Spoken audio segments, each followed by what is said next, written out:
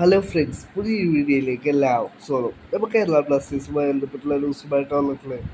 Kerala Blasters അടുത്ത സീസണിലേക്കുള്ള തയ്യാറെടുപ്പുകൾ ഇതിനോടകം ആരംഭിച്ചു കഴിഞ്ഞു.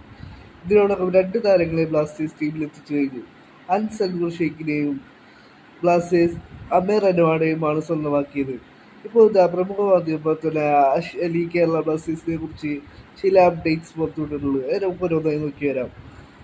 ബ്ലാസ്റ്റേഴ്സിന്റെ നായകനായ അഡ്രിയാൻ ലൂണ ബ്ലാസ്റ്റേഴ്സിൽ തുടരുമോ എന്നുള്ളതിനെ സംബന്ധിച്ച് ഫൈനൽ ഡിസിഷൻ എത്തിയിട്ടില്ല എന്നാണ് ഇപ്പോൾ അഷ് അലി റിപ്പോർട്ട് ചെയ്യുന്നത്.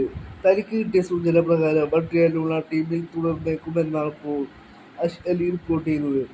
പിന്നീട് അഷ് അലി പറയുന്നു, മോഹൻ സൂപ്പർ ജയൻസിന്റെ സൂപ്പർ താരമായ ദീപക് താങ്കരിക്ക് വേണ്ടി ബ്ലാസ്റ്റേഴ്സ് ഈ ഒരു ട്രാൻസ്ഫർ വിൻഡോയിൽ ശ്രമിക്കുമെന്നാണ് താൻ പ്രതീക്ഷിക്കുന്നതെന്നാണ് ഇപ്പോൾ അഷ് അലി റിപ്പോർട്ട് ചെയ്തത്.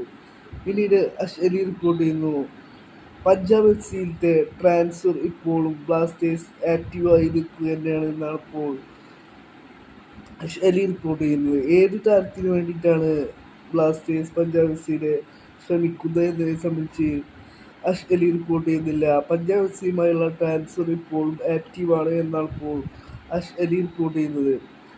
പിന്നീട് അഷ് അലി റിപ്പോർട്ട് ചെയ്യുന്നു, ഒരു ഗോൾ കീപ്പർ കൂടി ബ്ലാസ്റ്റേഴ്സ് സ്ക്വാഡിലേക്ക് വന്നേക്കുമെന്നാണ് ഇപ്പോൾ അഷ് അലി റിപ്പോർട്ട് ചെയ്യുന്നത്.